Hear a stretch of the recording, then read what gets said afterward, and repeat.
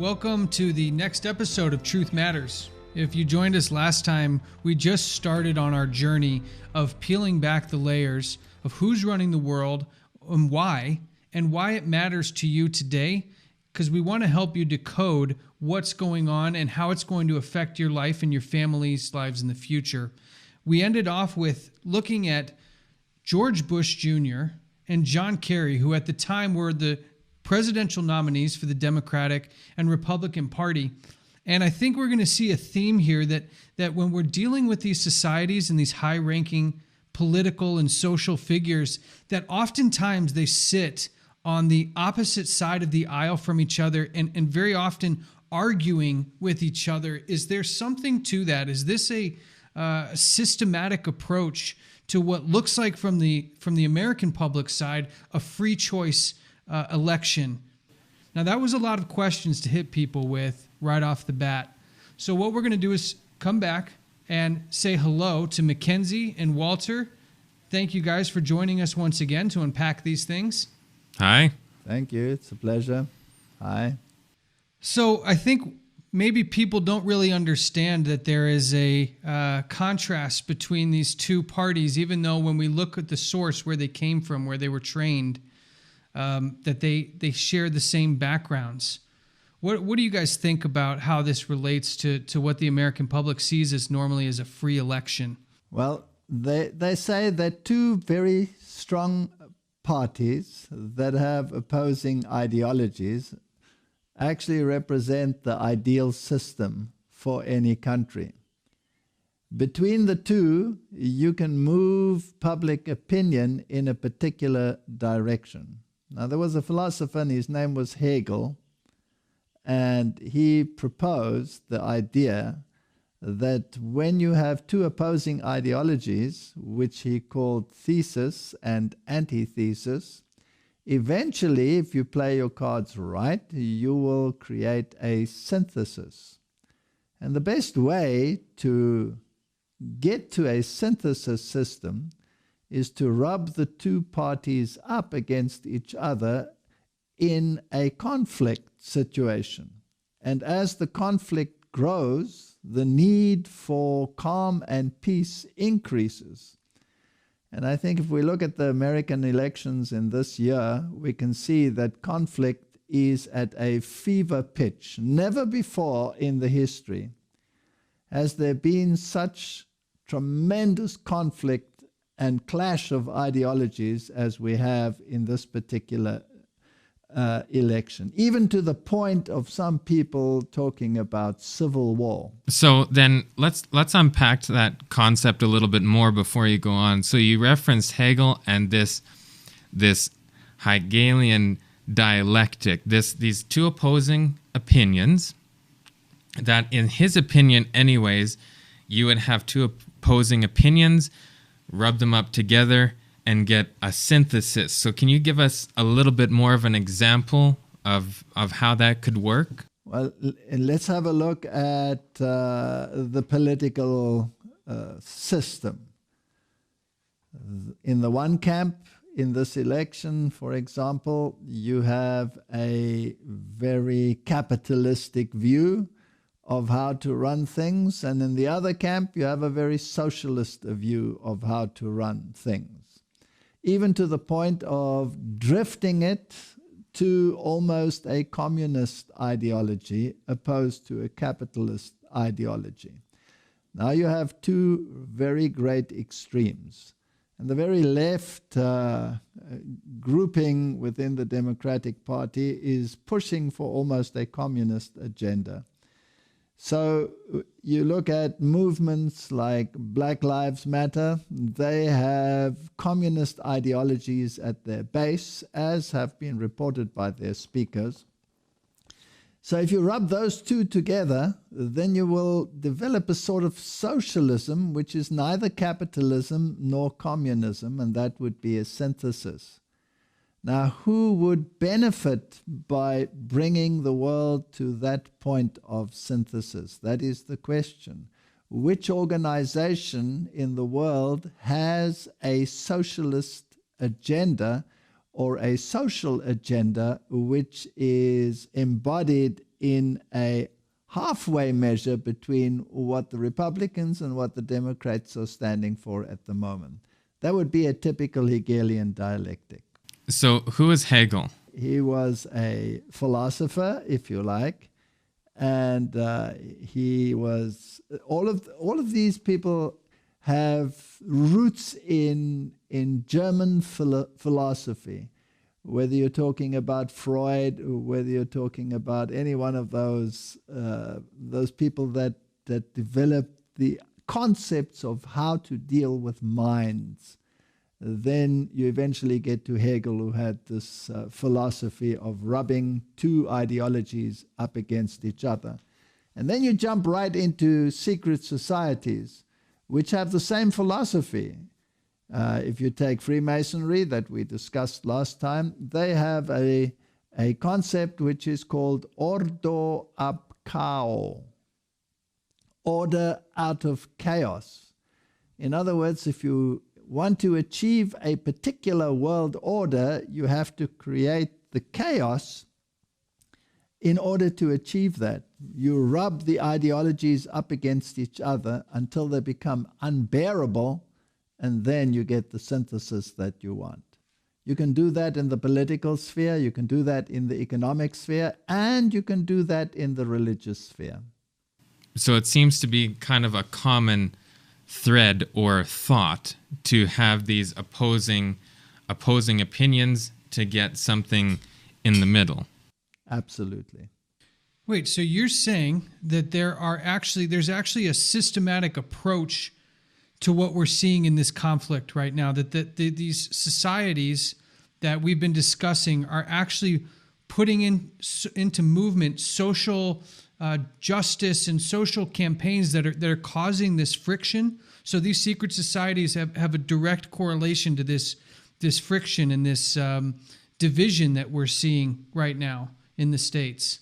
Correct. And if you go back to our previous discussion, we spoke about the Knights Templars, and we spoke about the Demolays, and we spoke about how these systems are integrated into modern political systems, and how Freemasonry can be found at virtually every level in every little town, as you mentioned last time. Now, when we go back to the roots of these organizations, they actually go back much further than the Middle Ages and the Knights Templars, because that same ideology can be taken back even further, as we alluded to last time, to Babylon. And Babylon can be taken back even further to, in some circles, what is considered the antediluvian world. So then you're going into biblical concepts, and you eventually come up with a conflict that existed from time immemorial. If you take a book like Morals and Dogma by Albert Pike, then you will see that they take their philosophy not only back to Nimrod, which is part of the Babylonian system, they take it back literally to Enoch, son of Cain. So it is an ideological battle between an ideological view which is embodied by a Cain model, and that which is modeled by the opposite side. So you have two Enochs actually opposing each other. Enoch, the descendant from the line of Adam, the Enoch that walked with God, and you have the Cain line, and his son was Enoch. And Freemasonry, in Morals and Dogma by Albert Pike, traces its lineage back to that very Enoch, son of Cain. I just wanted to let our viewers know that this book, Morals and Dogma, is actually almost the handbook of Freemasonry. Albert Pike was a master Mason, and if you go online, you can find digital copies of it for free, and you'll find that this is a very revealing book, and it's something that they hand out to initiates to become familiar with the true spirit of Freemasonry and some of the history Walter talked about. But then we have these societies that we're referring to, going all the way back and tracing them to stories that are in the Bible, strangely enough. So we have these weird symbolism that come from Egypt, and I think we're going to go into symbolism a little bit more in some of the upcoming episodes, which is extremely interesting. But then they're tracing to certain events that happened in the Bible and other historical events. So in what sense do we see... So these secret societies, when did they first come? Well, since we're talking about America right now, when did they come to America? How can we actually trace them as... Do they influence things happening in the States right now?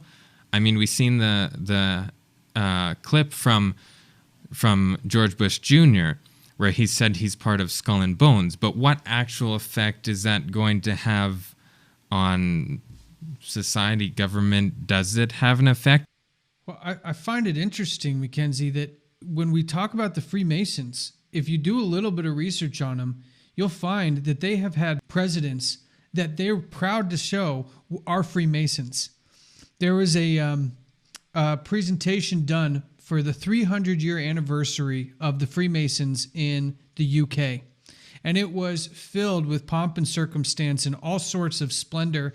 And in it, they showed their very, very proud history of famous Masons, something that I think we'll look at closer here in a little bit. But in there, they show all of the faces of the presidents. And when you count them up, you have 14 presidents all coming from one organization. And I found that very interesting in relation to your question, because if we have a free and open society with a democratic electoral process, how could it possibly be that 14 presidents are all from one organization? It doesn't seem possible that they could all be part of the same society and not have their ideologies influenced in some way. Walter, why would all of these people be part of these societies? Why are all these high-ranking members and past presidents traced back to an organization like the Freemasons? What's the benefit? You can take it back to the founding fathers. Many of them were Masonic, and the Constitution had Puritans involved, but they also had Masonics involved. So it is a very cleverly worded document. But you can actually go further. If you go to Salt Lake City and you go to the Mormon temple, the Mormons are very, very instrumental in looking at genealogies. And you will find a wall there with a relief of how the various presidents of the United States were related to each other. And you will find the very interesting fact there that they all come from the same bloodline. Now, if everything was so truly democratic as people claim that it is, then how is it even remotely possible, statistically, that they should come from the same bloodline, irrespective of whether they came from the Democratic Party or the Republican Party? So this runs a lot deeper than people actually realize. I think we need to stop and realize here for a second that our viewers may have never heard this information before. You just said that every president of the United States is, when tracing them back genealogically, are from the same family. Is that right? Yes. As I said, if you go to Salt Lake City and you go to the Mormon temple, there in one of their halls, they have the relief against the wall of the relatedness of all of these presidents. And it is absolutely astounding. And you can just do a search on these presidents and you will find that it is absolutely so. And that even across racial lines, for example, Obama was related to the other presidents and other candidates running at the time through his mother. So yes, there is a common thread. and they all seem to belong to secret societies which somehow trace themselves through Freemasonry and sub-organizations like chapter 322, which was the chapter of Skull and Bones, which we mentioned last time. Now, if you go back into history, then chapter 322 is a chapter of the Illuminati. Now, where does the Illuminati come from? It was founded by one Adam Weishaupt and in Ingolstadt in Germany. And this organization was apparently destroyed by the Bavarians eventually, or was it? Now, who was Adam Weishaupt? He was a Jesuit. And now it becomes even more interesting. So it's an organization that was founded by a Jesuit. Now they will say that it was an ex-Jesuit, but what proof does one really have that he is an ex-Jesuit, except that it is being said because he is associated with an organization like the Illuminati? And then you take a speech by George Bush Sr., where he talks about 1,000 points of light and illumination and all of these issues with obvious references to these societies, and that a new world order is something that needs to be created. So yes, there is this common thread. And the question you have to ask yourself is, who is at the head of this organization? Who would be able to embody not only the ideologies, not only the religious aspects, but also the bloodlines? Who would be able to take it back all the way, not only to Babylon, but as Albert Pike says, all the way back to Enoch, son of Cain? And what was the ideology? The ideology of Enoch, son of Cain, was one city. One city. He was the founder of the city, all humanity being part of one system. And opposed to that, you have Babylon, where there was also one ziggurat, one system, one world controlling power run by one ideology. And according to scripture, that was confounded when the languages were confused and the people were scattered abroad. Now, if you wanted the one city concept, then you have to go back to Babylon. And if you go to scripture, there's a system which is called Babylon, and it's also called a city on a hill. And it is also referred to as a religious system, as a mother. It's also referred to as an apostate system. So again, you have the Cain and Abel concept involved in it. So basically, at the bottom of it all, there runs an ideological thread. So the rest are public manifestations, but behind the scenes, there is one philosophical, ideological, call it religious thread. So we have all these presidents that are connected by not only blood, but by these societies, which elevate several things that we've been gathering so far. One of them is history. They know their history. They know their lineage, or else they wouldn't be able to keep that line going through. Also, they have these symbols that are relating them, which I think we're going to go into a little bit later. You'll see the connection where we show all the symbols. And they have this ideology that is very similar, this one world concept. So then we have, like you referred to, George Bush Sr. talking about this new world order, this one world system that they trace all the way back to this Enoch from Cain. Let's take a listen to a clip. I have a clip here of George Bush referencing these very things. A world of barbed wire and concrete block, conflict, Cold War. And now we can see a new world coming into view. A world in which there is the very real prospect of a new world order. We have before us the opportunity to forge for ourselves and for future generations a new world order. When we are successful, and we will be, we have a real chance at this new world order, an order in which a credible United Nations can use its peacekeeping role to fulfill the promise and vision of the UN's founders. So he said a few very interesting things here. He referenced New World Order, and he said, when we accomplish this, and we will. So he was very confident that this was going to take place, and he referenced the founders. So, like you were saying before, it's not just these individuals' ideology. That's what we're trying to get at.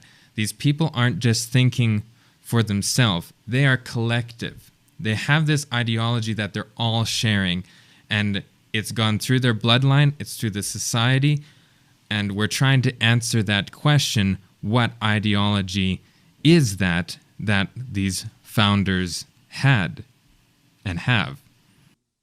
He referenced Winston Churchill. Now, I've been in the Masonic Lodge in London, which has a museum section. And they have on display there the Masonic apron of Winston Churchill. And so he had the same basis. And out of the Second World War arose the United Nations. First the League of Nations, then the United Nations. And the philosophy of the United Nations is not only political, it has many, many religious organizations. It even has an organization called the Temple of Understanding.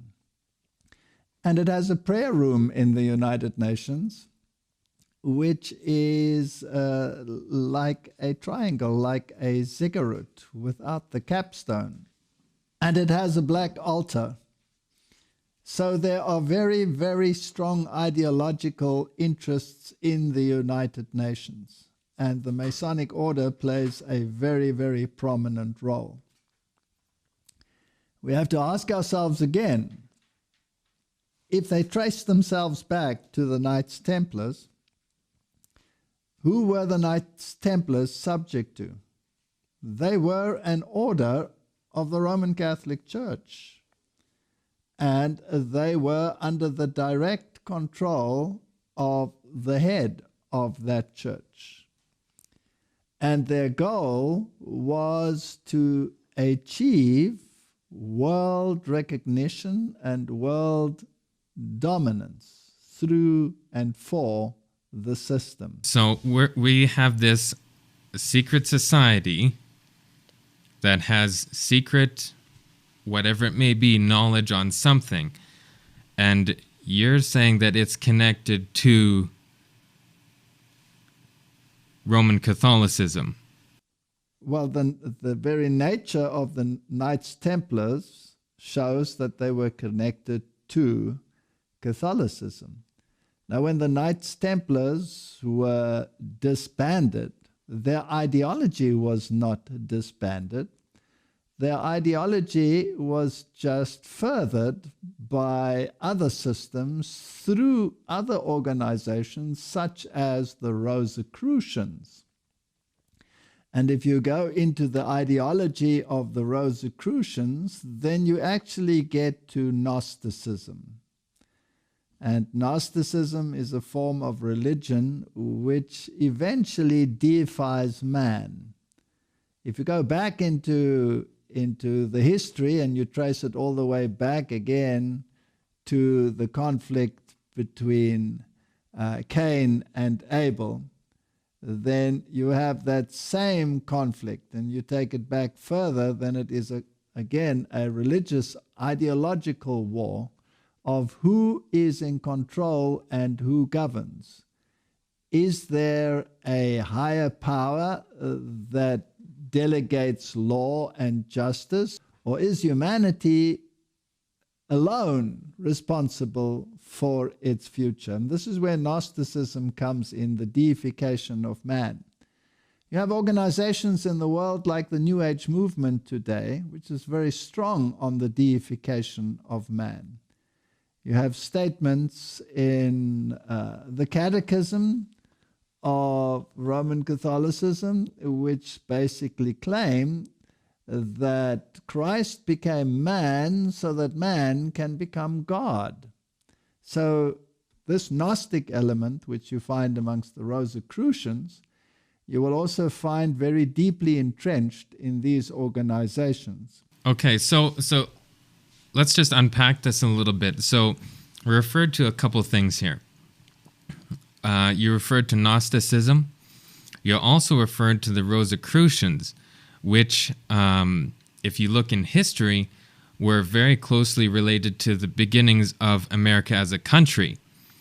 The Rosicrucians started in, I think they're what they call the Ephrata Cloister in Pennsylvania in 1786. So we see very early on in America that the Rosicrucians were already here, which are connected to Freemasonry. So they're hand in hand, because one of the founders of both, Sir Francis Bacon, was connected very closely with both of those. We could maybe go into that a little bit on another time, and then you mentioned Gnosticism, which also Albert Mackey says that the G, which is in Freemasonry's symbolism, they have a compass and they have a square and then a G in the center. That G represents Gnosticism. That's what Albert Mackey says, and he's a Freemason author. So we have all these different concepts now coming out from these different societies. If I were a viewer or a listener right now, and this is all news to me, I've noticed a transition has happened. We've been talking about these high-ranking officials in very public places of power that are money-related, territory-related, governance-related, but something's happened to our conversation, which I think is a very important point for our viewers and our listeners to tune into. We've talked about some of these organizations: Freemasons, Knights of Malta, Knights Templar, Rosicrucians, Golden Dawn, Egyptian mysticism, Theosophical societies, Gnosticism. The conversation all of a sudden has become very spiritual in nature. Is what we're seeing here the missing element that people maybe who are looking in the world and asking what's going on, is the missing element around what connects all of these organizations together, a spiritual component? Is that what we're discussing here? I think that's exactly what we're discussing. In the last episode, we spoke about the capstone of the pyramid that was disconnected. Disconnected to what? To the entire structure, which rests on a very broad base, which is a square, by the way. And the compass and square is, of course, part of the Masonic thinking. Now, who is represented by that capstone, by that all-seeing eye? If you read what is written in the Masonic writings, then they make no bones about it that the power behind the power is what they call Lucifer, the illuminated one, the light bearer. And we have many symbols of light bearing. You have a statue in your country which is called the Statue of Liberty, which bears a light, doesn't it? And this ideology of the light bearer, the seething power, as the Masonic fraternity refers to it, of Lucifer in the hands, this is the underlying current. Now, this conflict that we were speaking about, which has gone into a very spiritual connotation now, erupts periodically, and normally it is associated with great conflict. If you take the Reformation period, for example, the Reformation was a movement back to the authority of Scripture. And at that time, the Medici family, which was a banking family, a royal family, and a papal family, was actually ruling in Rome. And the Medicis gathered together all the writings of Gnosticism and of the philosophy of Greece and incorporated it in their library. And out of this Medici philosophy, which was the papal philosophy, you had the rise eventually of the Jesuit order.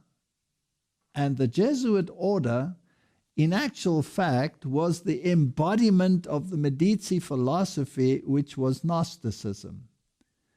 And if you follow this thread all the way through, and you want to deny that this power has any power in the world other than in a religious connotation, you have to ask yourself why all the role players, all the major role players in the political systems of the world today come from Jesuitical schools. Whether you're talking about presidents of Europe that were trained by Jesuits, whether you talk about current presidents, vice presidents, or attorney generals, or people on the Supreme Court, they all come out of the same stable at the moment, and they all seem to have Jesuit training or belong to secret societies associated with Roman Catholicism.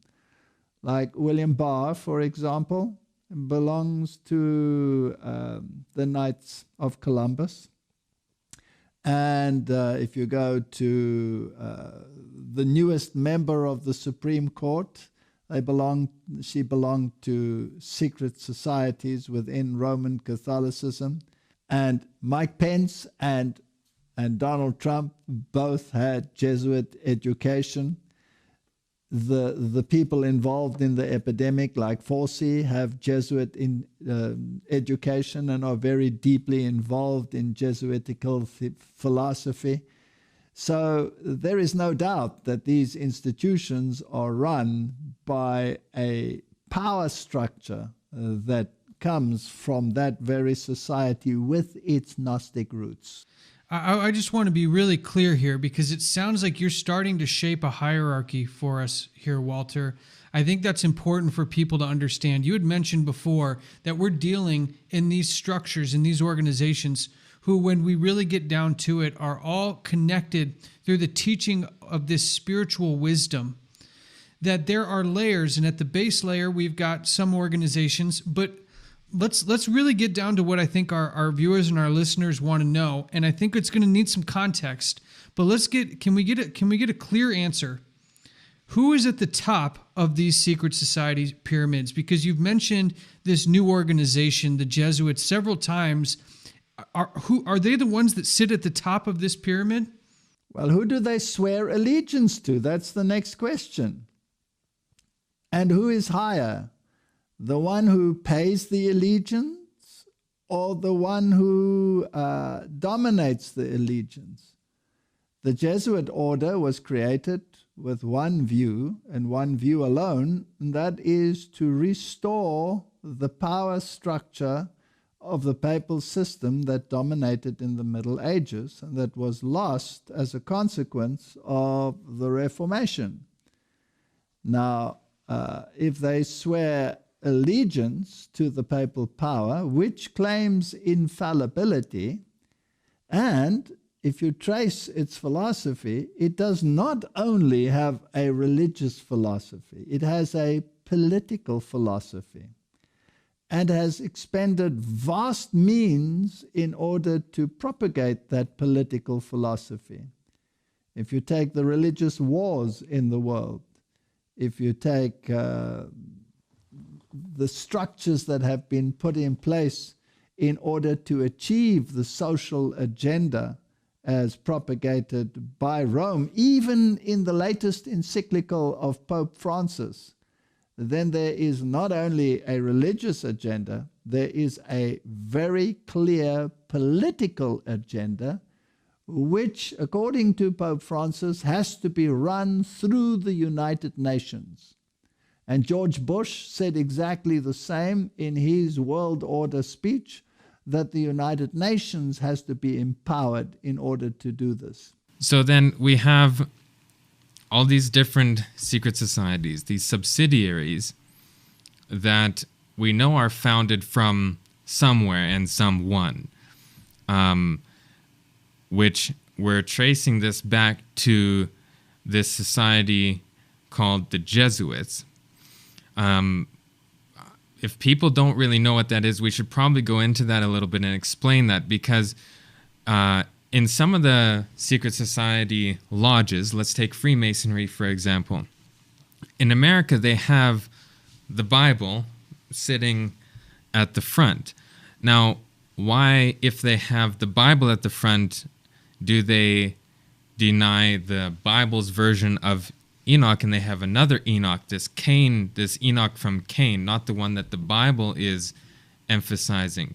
So we have that question there. And then you said that we have these references to Lucifer, which is light bearer, light. So we have this light that's coming from these societies, this knowledge, this something. So how is that all connecting through?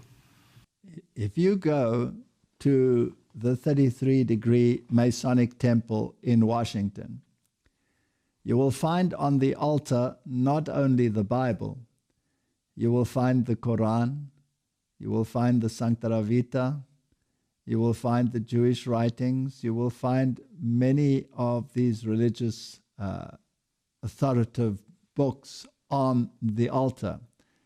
So in other words, they are basically saying they all form part of a mosaic. Now, you can put the scriptures, for example, on the altar. That doesn't mean that you adhere to the tenet of the scriptures. In Kabbalism, you read not what the word says, you read the supposed code in the word. So what's Kabbalism, in case people never heard of that word before? All right. Kabbalism is basically Gnosticism, is basically Rosicrucianism. Kabbalism goes back to the same idea that man inherently is deified. And Kabbalism is a mystic religion where you interpret the scriptures not by what they say, but by numerology. Now, numerology can be taken all the way back to Babylon. And these people run everything by dates and by feast occasions and specific events in the calendar, which become the norm. So the tradition, rather than the word, is the way in which you interpret the sacred writings. So by placing a Bible on an altar does not mean that you believe the literal words in that Bible. It means that you use it as a structure for Kabbalistic interpretation. So then are Freemasons and Jesuits Kabbalists? Absolutely. So we have this concept of this Gnostic ideology. Basically, they're wanting then glorification of their persons. Well, yes, in a sense, and no.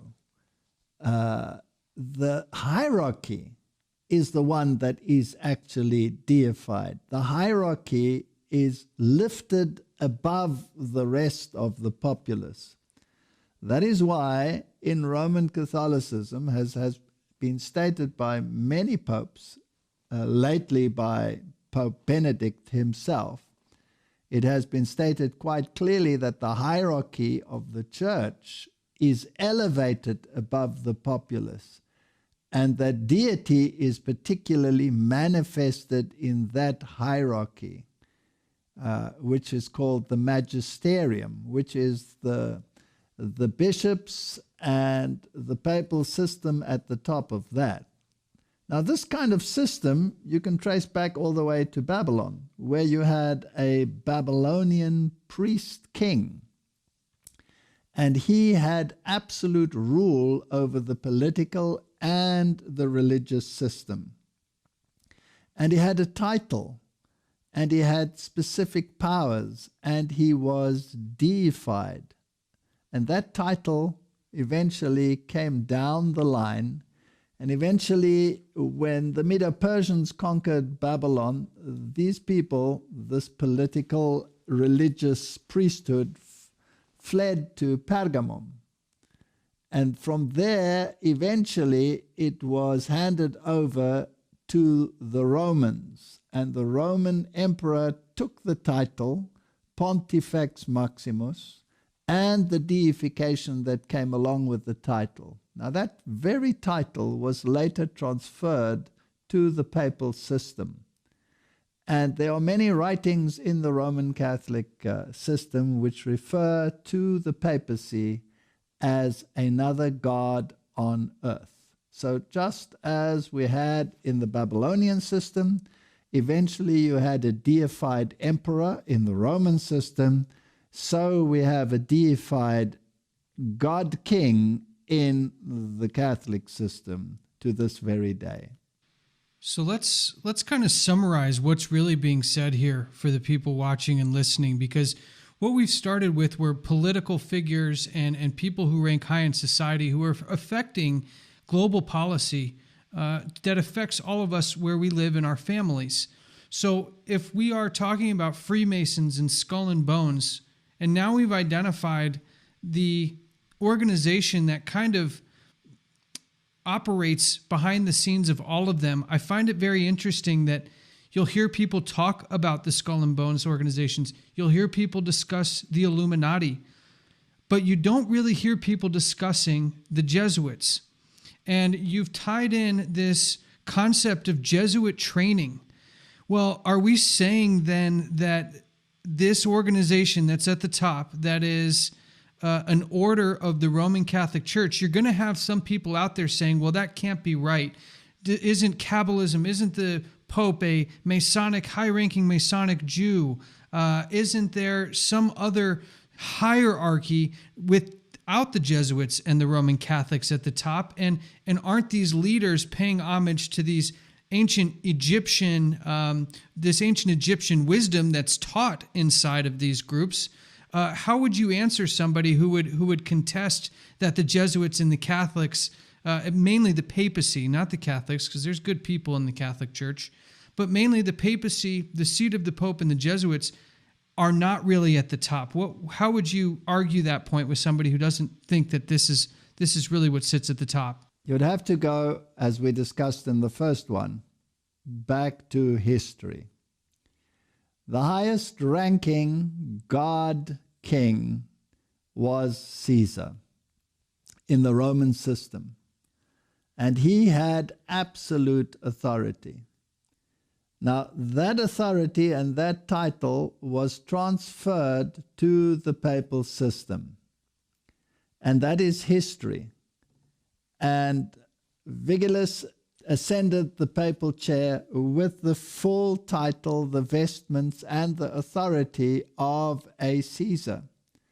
And he was proclaimed the corrector of heretics, and he held sway of all government power and religious power in the whole period of the Middle Ages. That was the ruling power. The kings of Europe bowed to that power. If they went contrary to the wishes of that power, they were excommunicated. Whether they were a German king, whether they were a British king, it made no difference. That power held sway. That power lost its authority after the Reformation, and particularly with the final destruction of the political system. So in 1798, this power was lost, but in 1929, political power was restored to the Roman Catholic system when Mussolini gave back the political territory and the political power. Now, the question we have to ask ourselves is, which religious system in the world is also functioning as a political system? And you will find that model in some Islamic countries like in Iran. And you will find in Roman Catholicism that the papacy is both a political and a religious system. The difference between the two is that in Rome, in the Roman philosophy, the state has a very prominent role to play, separate from the church, but the overall ruler is the hierarchy of the church. Whereas in Islamic systems, the state is also the religious system.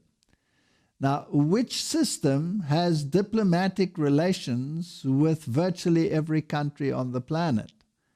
Only the Roman Catholic system. So here you have a system that not only has religious clout in the world and a religious authority in the world, especially in terms of ecumenism and all the religions coming together to liaise with the power in Rome, but also the political powers liaise with Rome. It is the only system on the planet that qualifies in the spiritual and the political realm to play an overseeing role. And that is what the scripture actually refers to when it talks about this system. It calls the system an overseer. An overseer. And that is what a bishop really is an overseer. An overseer of what? Of only the spiritual or also the political? And if the shoe fits, then the organization also has to wear it. So then, does not Catholic mean universal? Yes, that is what it means. So, right in its title, it says we are a universal system. Now, this is a lot to sort of absorb, especially in a short time frame. These first two podcasts about this topic. So we have this criteria because the quote-unquote global agenda or universal new world order, all these terms that you want to use, which is also on the dollar bill, like we were mentioning, the pyramid, and we have the term Novus Ordo Seclorum, which means new order of the ages. So it's all-encompassing, and all the things we're seeing here is this new order.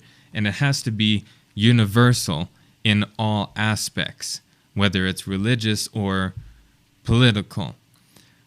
So then why do we see all these other different organizations? There's so many different organizations, and are they then all connected in some way? Where are they steering to? Are they all back connected to Rome? That is where you come in with the cell structure. You have different cells, but each one is also autonomous. But a cell by itself doesn't make an organism. So this concept of different cells being eventually regulated by one superior system is how the system works. So there are many, many organizations which make up the whole, and many of these organizations do not even know that they are part of the organization.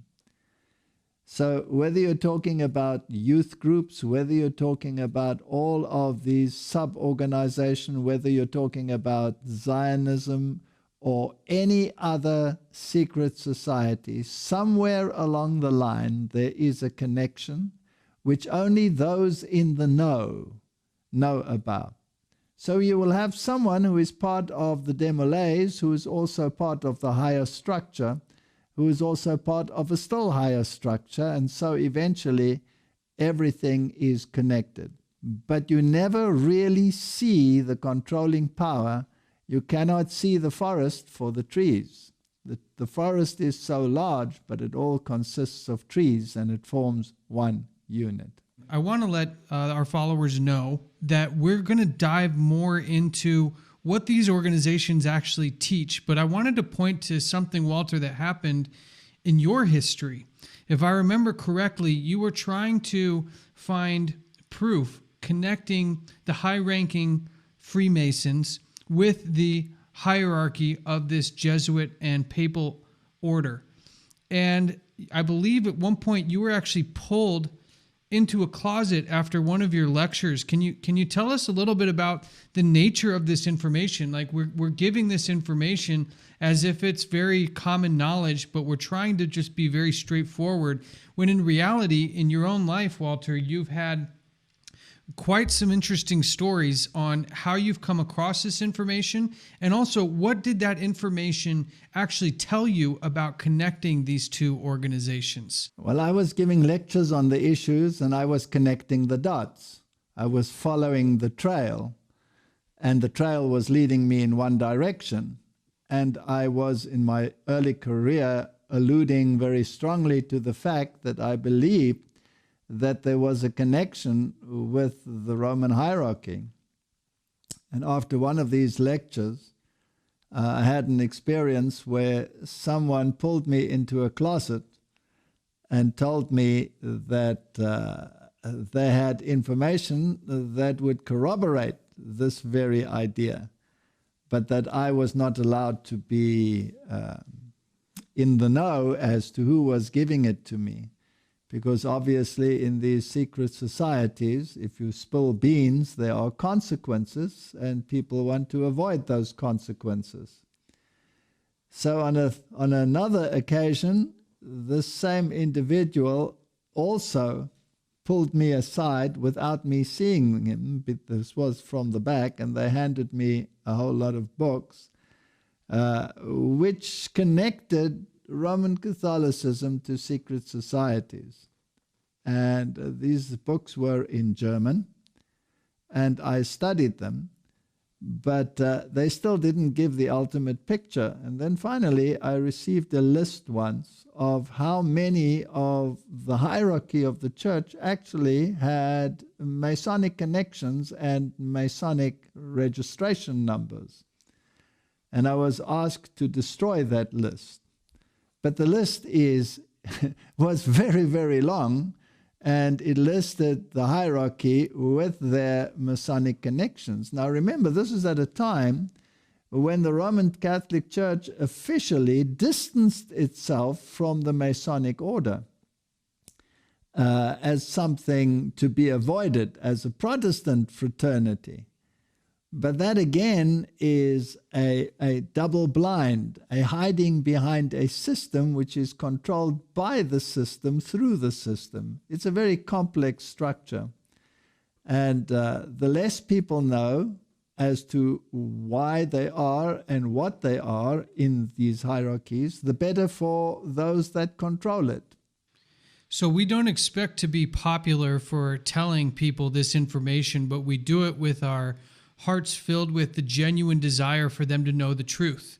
And we don't want to dance around it so much that we waste too much time to tell you who sits at the top, the Jesuit connections and the papal connections, but we're going to explore that more in understanding the teachings, because actually what we want to do is reveal to people how this plan is playing out today and what seems to be a very soon coming shakeup to our normal lives, even more so than what's happened so far in 2020, and how it relates to this agenda right now and where it's going in the future. So we'll be exploring that a little bit more. So our goal in the next couple episodes is to really reveal what this agenda is going to look like. And to that end, we received some information about future lockdowns, future public health requirements that are coming through the Canadian government and include things like isolation camps, universal basic income, and some things that I think are really going to hit to the core of people's daily lives. So it'll be important for us to not only review that, but to actually take it back to the teachings of the very people and the very structures that we've been revealing so far in this series. And I think that's a super important thing to mention, because we have these things that are happening now, but why are they happening? And we'll get into more detail in the next episode because our time's up. But we have this apparent Jesuit connection. And George Bush Sr., in one of those videos, he said that it's going to we're fulfilling the vision of the founders. Now, what was that vision? We've kind of touched on it, and it must align, and we're going to show the connection to the vision of the founders of all these societies with the same vision that is in the Jesuit organization, and going to connect to these things that are happening right now in our own countries. And that leads us to the end of this episode. Thank you, Walter, Mackenzie. We hope you guys got a lot of information out of this, but continue to join us as we continue to unpack all of these things, and make sure you have yourself and your family and your friends prepared for what is coming certainly in our near future. Thank you, guys. See you soon. Thank you.